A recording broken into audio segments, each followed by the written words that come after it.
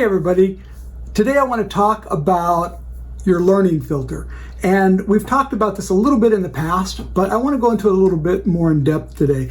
Learning filter is the thing that keeps us from learning everything we could or should from somebody because of some perceived issue we have with that person. And here's a very simple example. The two mentors in my life who had the most profound effect by far, it's not an exaggeration when I say change the entire trajectory of my life, are Zig Ziglar and Dave Ramsey, both of whom are devout Christians. And those of you who know me or know me even through social media know I'm a pretty devout atheist. So it would be really easy for me. And when I say these guys are Christians, it's not sort of incidentally, it's key to what they teach. Everything sort of revolves around that. I learned about Zig Ziglar when I was probably about 18 or 19 years old. And boy, he's very Christian. And he says a lot of things that just don't sit well with me. So I could have very easily dismissed everything he said. There's an old phrase, throwing the baby out with the bathwater, right? I could have just done that. But instead, what I did is I realized most of what he said was pretty profound and it made a big difference for me. And I didn't have to buy everything that he said. I could just sort of say, that part doesn't work for me, but this part does. As a result, everything in my early life changed. I was not going to be a very successful person, but what I learned from him changed that. And then I had a very successful career, a couple of them actually, and I did very well financially in terms of earnings. But I was very irresponsible in terms of spending money.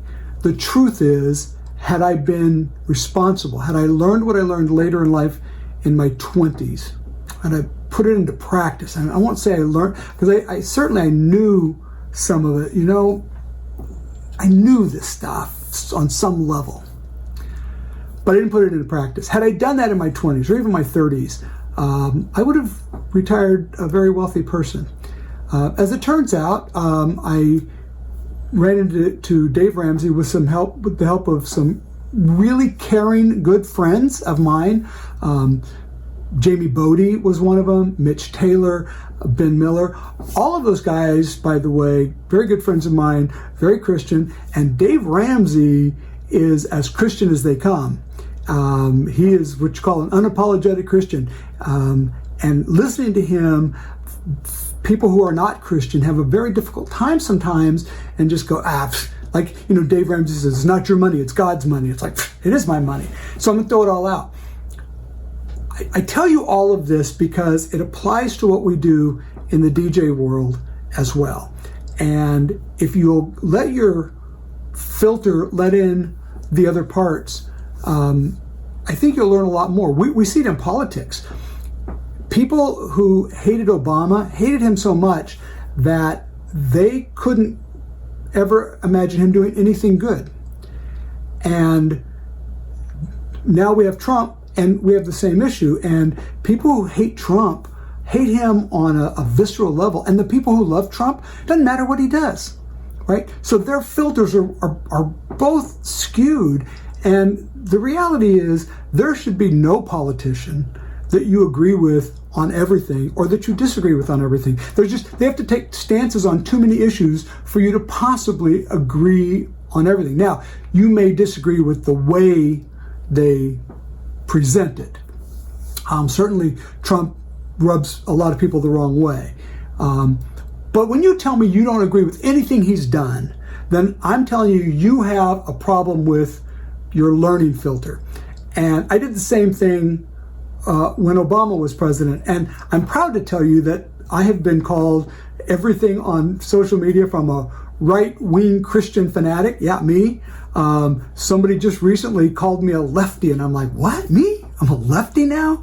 I'm about as conservative as it gets on economic issues at least, but because I said something to somebody who was very right-wing with a learning filter disability, he figured I must be just all left-wing.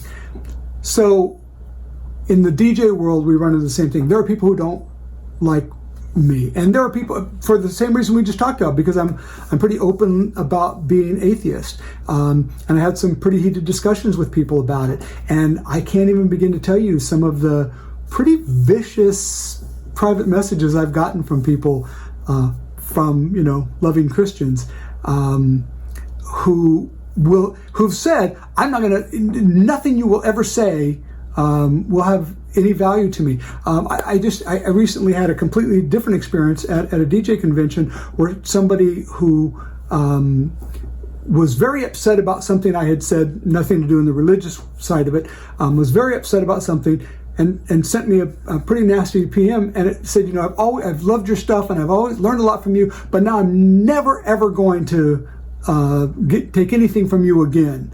And I'm like, well, you're a fool. I mean, you're just a fool. You can discard this thing that you disagree with, but are you going to quit doing all the things that I've taught you in the past that were helpful? And if you look at, Mark Farrell is a great example. I mean, he can be very polarizing. I don't get that. I don't know why you're upset with somebody who's trying to help you earn more money, but there are people that do that. So if you don't agree with everything, there's certainly some lessons in there that would be helpful. And you can go right down the list with just about anybody and say, yeah, I don't really agree with that, but I like what I got with this part. So let your learning filter out the horrible stuff that's horrible to you, whatever it is, whether it be in religion or politics or sports or the DJ world. But let your filter be porous enough to let in the things that you can take something from and learn from. If you'll do that, listen, I earned a lot of money because of what I learned from Zig Ziglar, and I eventually was able to retire years ahead of schedule because of what I learned from Dave Ramsey. And I got turned on to Dave Ramsey by some friends of mine who we disagree on some of the most fundamental aspects of life, but we're still dear friends, and I love these guys and I respect them. Whether I agree with their opinions on religion has nothing to do with it. I go, yeah, we're not going to agree on that part.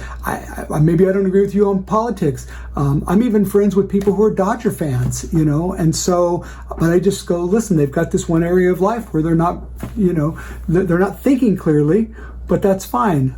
They can still be my friends. So I think George Lopez is one of the most amazing people in this business ever, and he's a rabid Dodger fan, and I love George Lopez, but he's wrong on that one. See you next time.